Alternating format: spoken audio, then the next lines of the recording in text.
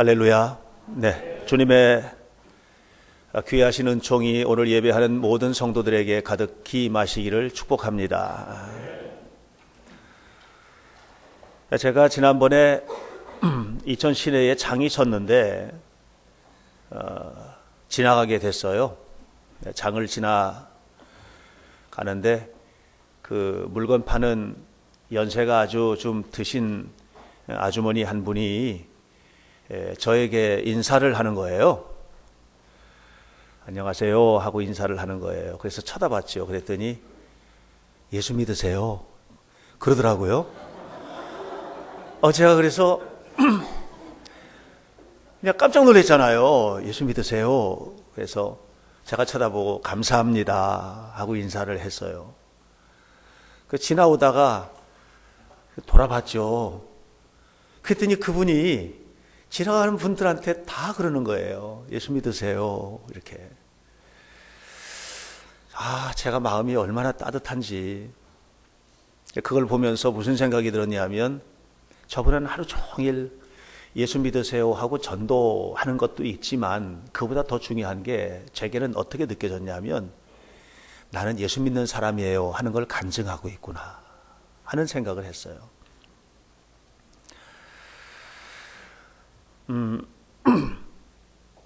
저는 성경에 나오는 수많은 사람들의 이야기를 들을 때마다 그 많은 사람들의 이야기를 어떻게 듣느냐 하면 간증으로 듣는 거예요. 간증으로.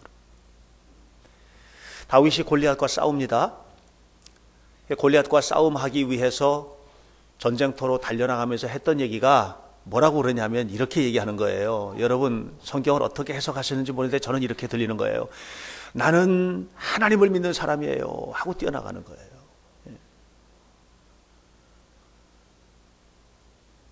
그러니까 나는 하나님 믿는 사람으로서 하나님 믿는 사람답게 이 전쟁을 통해서 하나님의 이름을 나타나게 할 거예요. 그러면서 뛰어가는 거예요. 간증하는 거예요 이게. 다니엘이나 그의 친구 사드락 메삭 아벳느고 이 사람들이 바벨론의 포로로 잡혀갔지 않습니까? 바벨론의 포로 잡혀가서 거기에서 고관, 정부의 고위 관리가 됐다고 하는 것은 정말 머리도 좋아야 되겠지만 얼마나 힘들었겠어요 과정이. 하나님 도와주시고 이끌어 주셔서 또 열심히 노력해서 그 위치까지 올라간 거예요. 그런데 어느 날 한순간에 자기가 가진 모든 지위는 물론이고 명예로움은 물론이고 목숨까지도 잃게 되는 순간이 온 거예요.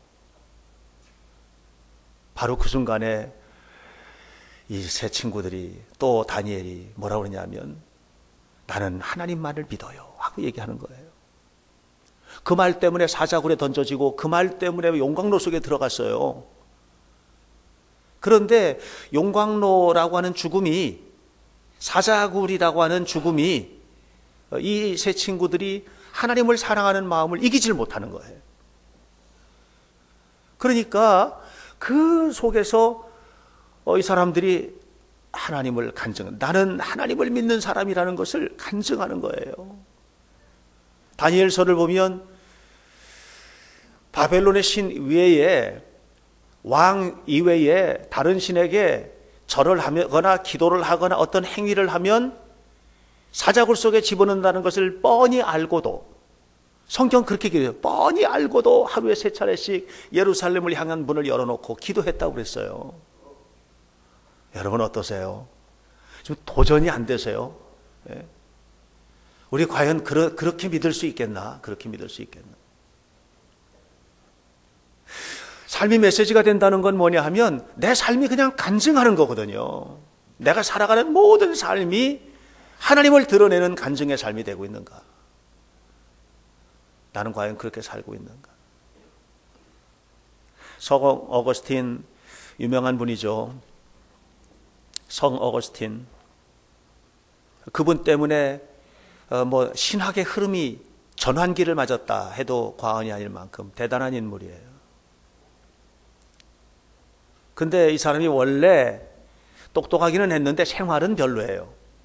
그 어머니는 너무 하나님을 잘 믿는 사람이에요. 근데 어거스틴은 아주 꽝이에요. 과부하고 연애 걸어가지고 사생자 낳고 마니교라는 이 불을 숭배하는 우상 숭배자가 되어서 그래서 거기에서 우상 숭배하고 어머니는 미치겠는 거예요. 이 아들을 볼 때마다 하나님 앞에 기도하고 울고 그러다 하루는 너무 힘들어서 목사님 찾아가서 막 엉엉 울면서 우리 아들 좀 어떻게 해달라고 그랬더니 암브로시우스 목사님이 유명한 말을 하세요. 눈물의 자식은 망하지 않습니다. 눈물로 기도하는 어머니의 아들은 망하지 않습니다. 이 어머니가 그렇게 기도했어요. 그런데 변화된 거예요. 뭐 누가 전도해서 변화된 게 아니고요. 지나가는 애들이 노래를 불렀거든요. 노래, 그냥 애들 부르는 노래. 뭐 나리 나리 개나리 뭐 이런 노래 같은 거. 이런 노래를 그 당시에 부르던 노래를 부르고 가는 거예요. 집어라, 들어라, 읽어라 이런 돌레 레게 하면서 집어라, 읽어라. 근데 그때 그의 테이블 위에 어머니가 갖다 놓은 성경책이 있었어요. 그 성경책을 탁 집었어요. 펼쳤는데 로마서의 말씀이 눈에 확 들어오는 거예요. 밤의 자식이 되지 말고 빛의 아들로 살라 하는 얘기를 본 거예요. 그리고 저는 완전히 깨졌어요. 변화됐어요. 평생을 하나님만 간증했어요. 평생 동안을 하나님만 간증하다 살다가 죽었어요. 조지 휘필드라고 하는 유명한 부흥사가 있어요. 불행했던 어린 시절이 있었어요. 불행했던 청소년 시절을 보냈어요. 할 일이 없으니까 뭘 할까 하다가 술집에 가서 바텐더 하면서 술 따라주고 술 나눠주고 술 팔고 이러던 사람이에요. 그가 예수님을 만나고요. 미국을 완전히 뒤바꿔 놓고 하는 그런 부흥사가 돼요. 변화된 거예요. 위대한 변화가 온 거예요. 조지 뮬러라고 하는 영국 고아의 아버지 5만 번 기도를 해서 5만 번 응답받았다는 일화로 유명한 뮬러. 이 사람은 원래 독일 사람입니다. 동네에서요 좀도둑으로 소문난 친구예요. 하여튼 뭐만 없어졌다 하면은 걔가 가져간 거예요. 아주 좀도둑. 못된 짓만을 골라서 하는 그런 친구였어요. 그런데 그가 예수님을 만난 거예요. 예수님 만난 다음에 그의 인생이 바뀌어진 거예요. 주님을 위해서 목숨까지 내놓는 사람이 된 거예요.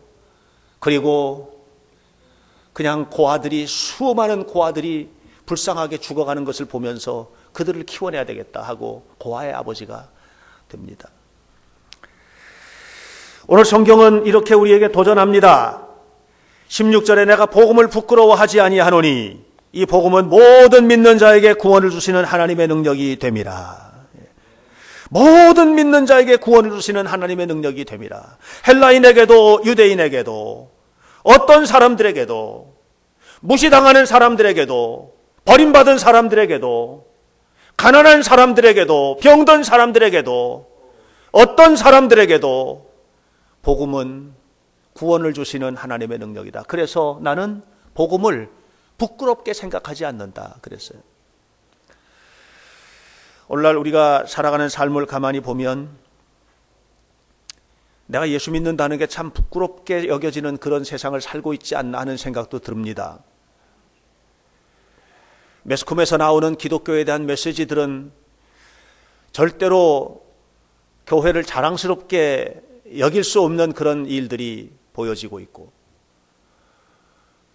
어딜 가서 무슨 얘기를 나누고 할 때 내가 예수 믿는다라고 하는 건 난 예수 믿는 사람이야. 나 교회 다녀 라고 하는 것을 매우 자랑스럽고 즐겁고 행복하게 내놓기가 어려운 그런 시대를 우리가 살고 있다고 생각이 들어요.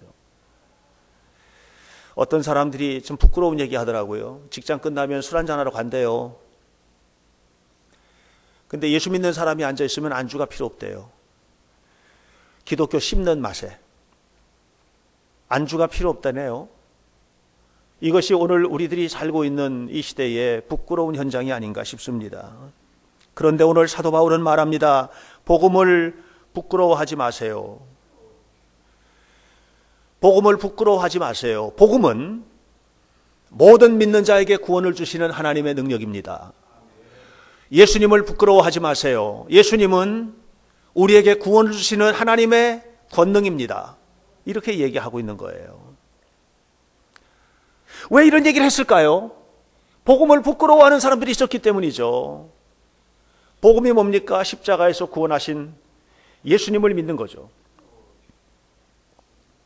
부끄러운 십자가가, 죽음의 십자가가 구원의 능력이라고 하는 것을 말할 수가 없었던 거예요. 그 복음의 시대로 돌아가서. 오늘 우리 시대에는 어떤가요? 십자가가 부끄러운 것이 아니고 예수 믿는다는 게 부끄러운 시대가 돼버리고 만 거예요. 그래서 어디 가서 예수 믿는다라고 하는 것을, 교회 다닌다고 하는 것을 자랑스럽게 이렇게 얘기하기가 되게 어려운 그런 시대가 된 거예요. 그런데 사도 바울은 우리에게 말합니다. 복음을 부끄러워하지 마세요. 예수 믿는다는 것을 자랑스럽게 여기세요. 예수 믿는다는 것을 자랑스럽게 여기세요. 예수님을 믿는다고 한 사실을 자랑스럽게 여기는 성도들이 되시기를 축원합니다. 근데 왜 우리가 복음을 부끄러워할까요? 이유가 있어요. 그건 뭐냐 하면 오늘날 교회가 또는 성도들이 주님께서 원하시는 삶을 살아야 돼요. 그래야 자랑스러운 교회가 되는 거예요. 자랑스러운 성도가 되는 거예요. 근데 많은 사람들의 관심의 중심에는 주님께서 기뻐하시는 일이 있는 것이 아니고, 주님께서 기뻐하시는 삶이 있는 것이 아니고 내가 자리 잡고 있는 거예요. 내가 왕이에요. 우리가 신앙생활을 하고 있는 신앙생활의 중심에 늘 예수님이 계신 게 아니고 내가 자리 잡고 있는 거예요. 나 중심이에요. 모든 것을 나 중심으로 해석하고 모든 것을 나 중심으로 살아가는 이런 구조 속에서 우리가 살고 있다고 하는 것이죠.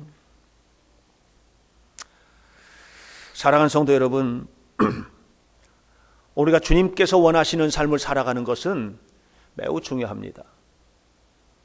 교회 와서 은혜를 받아요. 말씀을 듣고 은혜를 받고 뜨겁죠. 가슴이 뜨겁고, 또 어떤 때 은혜 받았을 때는 진짜 벌 다 할 것 같아요. 그런데 세상에 나가면 다 잊어버리고 사는 거예요. 아궁이에서 불이 활활 타는 아궁이가, 불이 활활 타는데 장작이 타는데 그 장작 중에서 하나를 빼서 빈 아궁이에 집어넣으면 그 장작이 잘 타요, 꺼져요? 잘 타요, 꺼져요? 빈 아궁이에 집어넣으면 꺼지죠? 그냥 이내 꺼지는 거예요. 꺼져요. 활활 타는 장작 더미에서 하나를 쏙 빼서 빈 아궁이에 집어넣으면 그냥 꺼지는 거예요. 우리가 이 안에서는 얼마든지 활활 탈 수 있어요. 말씀 들으면서 활활 탈 수 있어요. 우리가 금요일마다 심야 기도회 하는데 그냥 활활 타요. 뜨겁게 타요. 그런데 그 활활 타던 장작 하나를 꺼내서 세상에 갖다 놓으니까 이게 빈 아궁이에요. 세상에는요, 예수님이 거기에 없는 거예요. 이게 원래 어딜 가든지 어디서든지 무엇을 하든지 거기는 예수님이 계신 장소여야 해요. 그런데 우리 마음속에 예수님이 안 계신 거예요. 빈 아궁이에요. 직장에도, 가정에도, 학교에도 예수 믿는 사람이라는 태도나 이런 모습들이 하나도 안 보이는 거죠. 그렇게 살아가니까 복음이 능력이 아니라 부끄러운 것이 되고 있다고 하는 것입니다. 사랑하는 성도 여러분, 우리 현대교회 성도들 어딜 가든지 언제나 어디서나 복음으로 무장해서 복음으로 불타오르는 복음의 용사들이 되시기를 축원합니다. 예수님과 함께 살아가는 성도들이 되시란 말이에요. 중국에, 지금은 중국도 이제 자본주의가 많이 들어가서 옛날하고는 많이 다르지만 중국이 공산주의 국가 아닙니까? 그러니까 공동생산, 농장에서 집단 농장을 하거든요. 그 집단 농장이 있어요. 제가 중국에 처음에 갔을 때 90년대 초중반에 중국에 가고 그러면 그 주소가 과수농장 몇 호, 과수농장 몇 호 이런 식으로 막 돼 있고 그랬어요. 아마 지금도 아마 그럴 거예요. 집단 농장 체제로 돼 있어요. 그래서 함께 농사 지어서 이제 공산당에서 다 걷어가다가 배급 나눠주고 이런 식으로 사는 게 이제 중국 체제 아닙니까?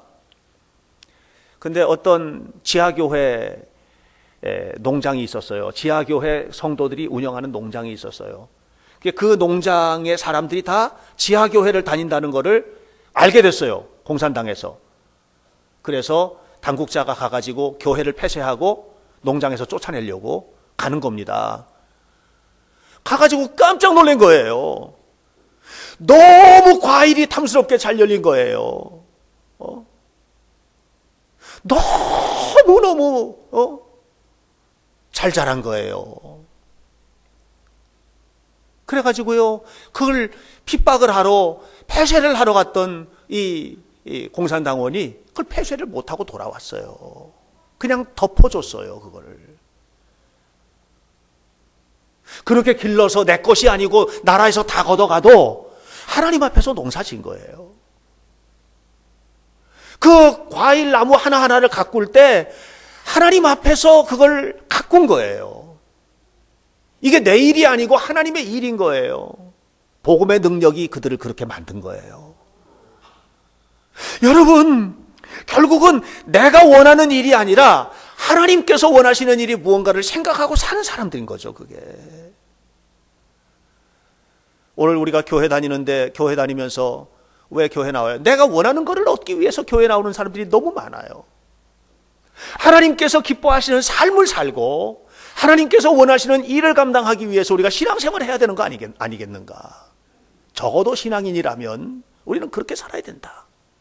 그래야 세상을 변화시키는 힘을 갖게 되고 그 속에서 가정이 바뀌고 직장이 바뀌고 삶이 바뀌고 세상이 아름다운 하나님 나라가 이루어지는 것이 아니겠습니까?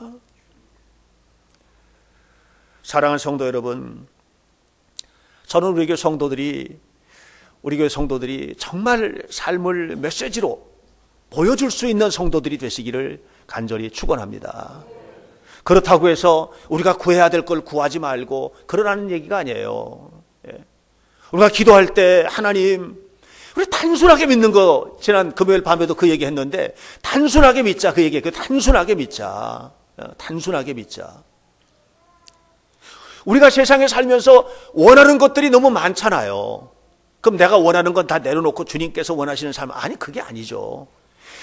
내가 주님께서 기뻐하시는 삶을 살면 그 삶에 대한 후속 사건으로 하나님께서 내게 주시는 축복이라는 게 있어요.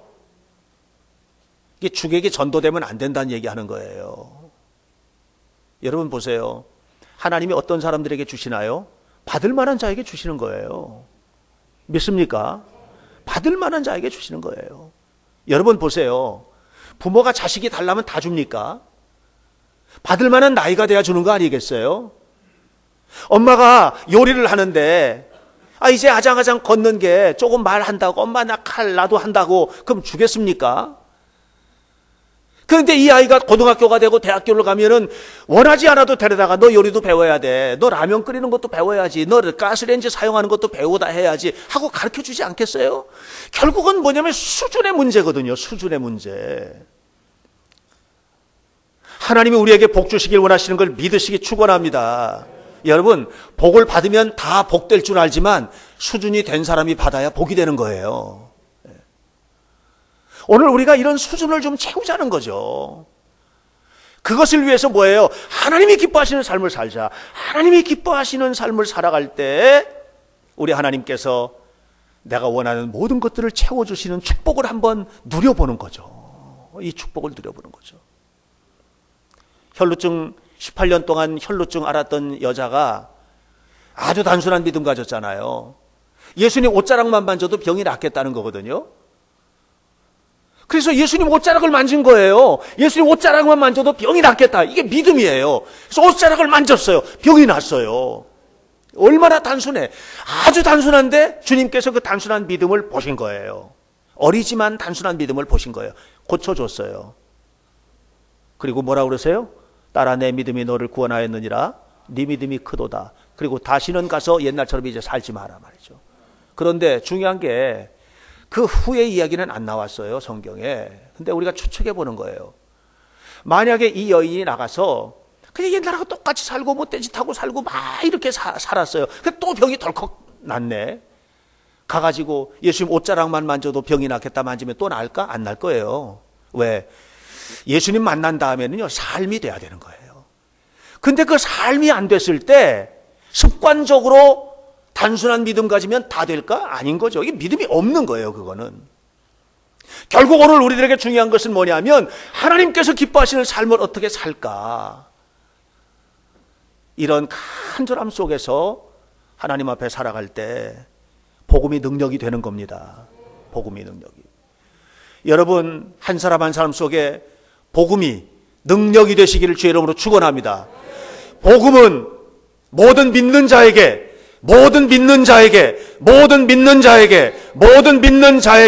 구원을 주시는 하나님의 능력이 됨이라. 그러므로 부끄럽지 않은 거죠. 부끄럽지 않은 거죠. 또 한 가지 우리가 신앙생활하면서 참 고통스러운 것 가운데 하나는 뭐냐면 신앙생활에 고급 신앙이 있고 유치한 신앙생활이 있나요? 유치한 신앙생활이라는 게 뭔가요? 아이, 그렇게 유치하게 신앙 교회 다니지 마. 그런 말 들어보셨나요? 여러분, 유치해 보시겠어요, 한번? 고급스럽게 믿으시겠어요? 아니면 유치하게 믿으시겠어요? 보통 말이죠, 우리가 TV에 이제 나와요. 교회에 대한 고발 프로그램 같은 거 나올 때 보면 막 손들고 통성 이루고 눈물 콧물 흘리고 이렇게 하는 걸 보면 어떠세요? 자랑스러우신가요? 창피하신가요? 어떠세요? TV 화면에 그런 거 나왔을 때 아마 대부분 사람들이 저렇게 유치하게 저렇게 해. 아마 그런 생각 드실걸요? 근데 저는 요즘에 그 유치함을 갖고 싶은 거예요, 자꾸만. 그냥 내가 눈물 콧물 막 쏟고 그렇게 기도하고 싶고 내가 손들고 막 눈물 콧물 하는 거를 만약에 카메라 기자가 와서 찍어서 방송을 한다 하더라도 저 그러고 싶은 거예요. 뭐가 유치한 거예요? 기도 못하는 게 유치한 거예요. 뭐가 유치한 거예요? 가서 예수 믿으세요 전도하는 게 유치하십니까? 전도 못하는 게 유치한 거죠. 그리고 정말 유치한 게 뭔가? 정말 우리의 삶에 있어서 유치한 게 뭔가? 여러분, 우리가 하나님 앞에 신앙생활을 해서 하나님 주신다는 거 받아야 되잖아요. 급하면 급하게 믿으세요. 왜 급한데도 얌전하게 믿으세요?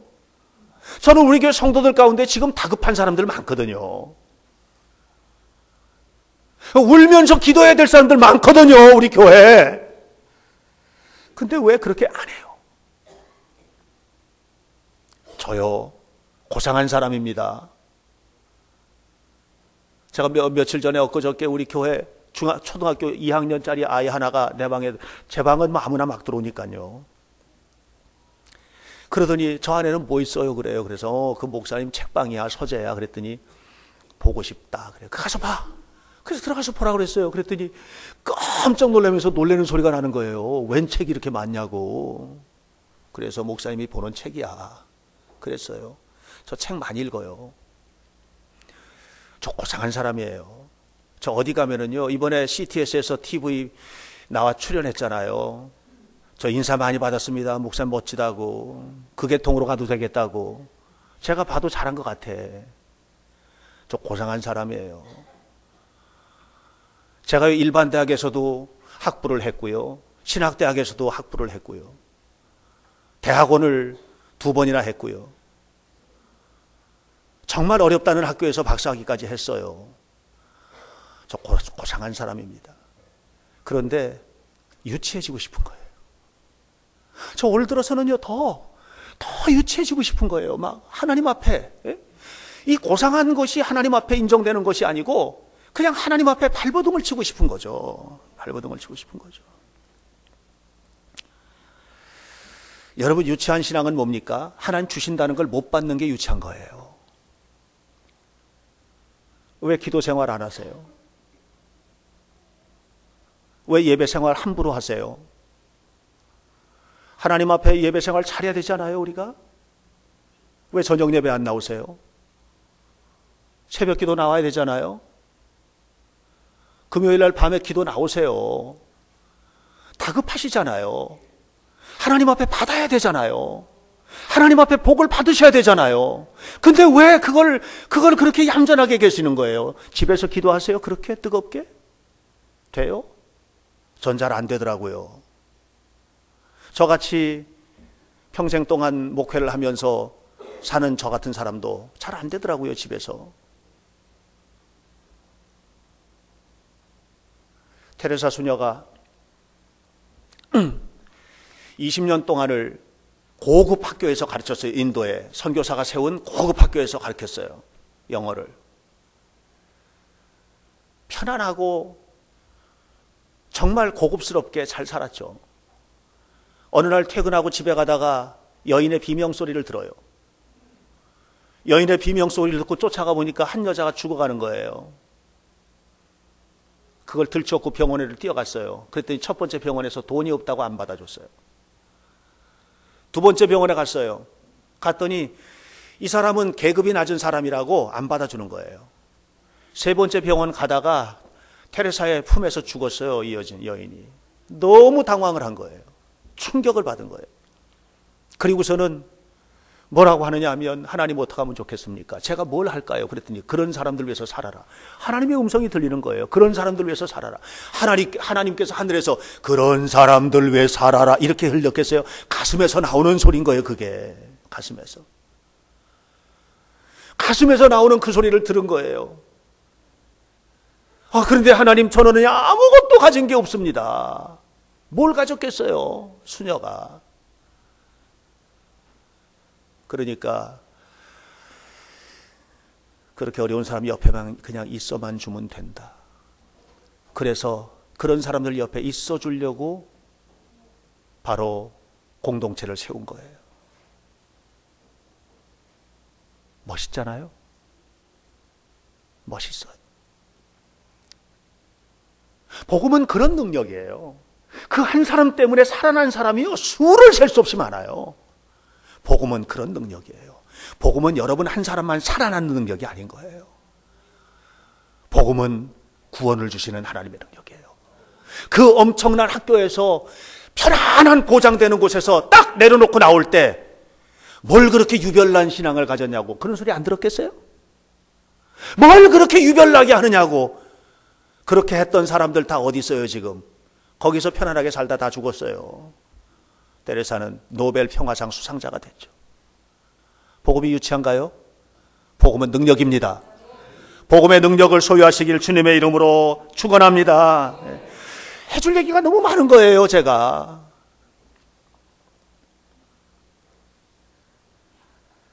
결국 문제는 뭐냐?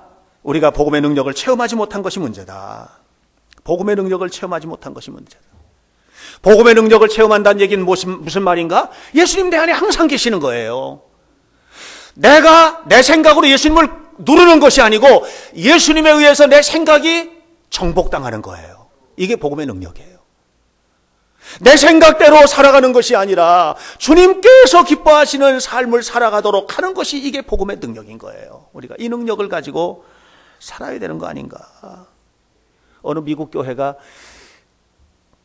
이제 부흥을 하면서 이사를 가야 되는데 어디로 이사를 갈까 하다가 동네에 술집으로 쓰던 건데 이게 이제 잘못돼 가지고 팔리는데 그걸 사서 개조를 해서 들어가게 됐대요.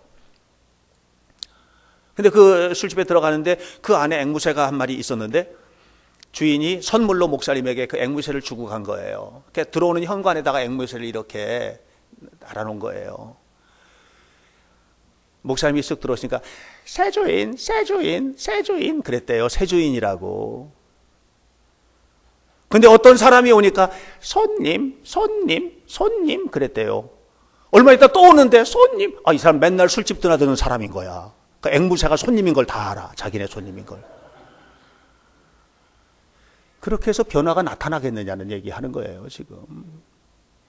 우리가 가야 할 곳과 가지 말아야 할 곳도 구분할 줄 모르는데 정말 하나님께서 기뻐하시는 자리가 어디고, 적어도 내가 그리스도인으로서 하나님 앞에 살면서 하나님께서 기뻐하시는 삶을 어떻게 살아가야 될지에 대한 부분들을 우리가 진실로 알지 못한다면 복음은 부끄러운 거죠.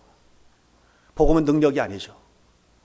오늘 사랑하는 성도 여러분, 복음의 능력이 여러분 가운데 가득하시기를 주님의 이름으로 간절히 축원합니다. 예수님이 오셔야 변화되는 거예요. 복음이 내 안에 계셔야 되는 거예요. 오랫동안 다녀서 신앙의 경력이 뛰어나다고 해서 되는 게 아니에요. 머릿속에 성경에 대해서 너무 많이 알고 성경 박사가 됐다고 해서 바뀌는 게 아닌 거예요. 제가 지난번에 얼마 전에 어느 교회에 제가 가서 하루 집회를 했어요. 집회하면서 사랑에 관한 얘기 나눴어요. 함께 사랑에 관한 얘기를 나눴어요. 원수도 사랑해야 된다고 가르쳤어요. 그랬더니 장로님 한 분이 저에게 왔어요. 목사님, 너무 어려운 얘기를 하셨습니다. 그랬어요, 저한테. 어떻게 원수를 사랑합니까? 그냥 원수를 사랑하는 것은 너무 힘든 일입니다. 거기까지 요구하시면 우리가 너무 힘들어집니다. 저한테 진짜로 그랬습니다. 그래서 제가 그분에게 그렇게 말했습니다. 장로님, 진짜 힘든 일이죠. 박행신이는 그거 못합니다. 그런데 예수님은 하십니다. 장로님은 못하십니다. 장로님 마음속에 예수님이 계시면 됩니다. 제가 그렇게 가르쳐 드렸습니다. 거기는 더 이상 얘기 못하는 거죠. 여러분, 복음이 능력이십니까? 올 한해 복음의 능력 가지고 살아보시기 축원합니다. 복음의 능력으로 여러분들이 삶을 살아가시기를 축원합니다. 주님의 복을 받으시길 원하십니까? 그럼 복음의 능력을 가지셔야지요. 여러분 삶이 형통하시길 원하십니까? 복음의 능력을 가져야죠. 여러분 삶 속에 하나님의 영광이 드러나길 원하십니까? 그럼 예수님 모시고 살아야죠. 주님과 함께 살아야죠. 주님께서 원하시는 일을 해야죠. 주님과 함께 동행해야죠. 그게 안 되는데 어떻게 복음의 능력이 됩니까? 그러니까 복음을 부끄럽게 만드는 것입니다. 오늘 우리가 복음을 부끄럽게 만드는 것입니다. 복음을 부끄럽게 만드는 것입니다. 누가 그렇게 만들었습니까? 여러분들이 그렇게 만든 것 아닙니까? 제가 그렇게 만든 것 아니겠습니까? 복음은 여전히 능력인데 왜 어떤 사람에게는 능력인데 우리에게는 부끄러운 도구가 되어버리고 말았습니까? 왜 복음이 귀찮은 대상이 되었습니까? 기도하라고 하는 것이, 예배하라고 하는 것이 능력의 통로인데 왜 그것이 귀찮은 일이 됐습니까? 저런 얘기 좀 그만했으면 좋겠다. 11조 생활이요? 하셔야죠, 당연히. 주님께서 원하시는 일인데 하셔야죠, 당연히. 근데 그런 얘기가 왜 듣기 싫은 얘기가 됐습니까? 그 이유는 복음이 더 이상 우리에게 능력이 아니기 때문에 그렇습니다. 여러분들이 그렇게 생각하지 않더라도 복음은 능력입니다. 복음만이 능력입니다. 예수님은 능력입니다. 주님의 은혜 속에 사시기 축원합니다. 변화되시기를 축원합니다. 그래서 여러분에게 주시기로 약속하시는 하나님의 복을 누리십시오. 하나님의 영광을 드러내십시오. 그래서 우리 주님 주시는 축복으로 풍성해지는 아름다운 성도들이 다 되시기를 주님의 이름으로 간절히 축원합니다. 기도하겠습니다. 거룩하신 아버지 하나님, 우리 안에 예수님이 오셔야 변화되는 것을 우리는 압니다. 예수님의 영이여 우리 안에 오시옵소서. 그리스도인답게 살도록 도우시옵소서. 십자가의 복음을 안다고 그리스도인답게 사는 것이 아니라 예수님 내 안에 오셔야 살게 되는 것을 믿습니다. 능력을 체험하게 하여 주옵소서. 오래 믿었다고 되는 것이 아니라 예수님 내 안에 오셔야 되는 것을 믿습니다. 주여 우리 안에 오시옵소서. 목사라고 해서 되는 것이 아니라 주님이 안에 계셔야 되는 것을 믿습니다. 주여 우리 안에 오시옵소서. 자비하신 아버지 하나님, 올 한 해 우리 현대교회 성도들 급하면 급한 표현하게 하옵소서. 급한데 급한 것을 속만 끓이지 말고 하나님 앞에 기도하게 하시고 예배하게 하시고 헌신하게 하시고 뜨겁게 세워져서 살아계신 하나님, 영광의 주님, 천지와 만물을 지으신 하나님의 복을 받는 은혜로운 성도들 되도록 역사해 주옵소서. 예수님 이름으로 기도하옵나이다. 아멘.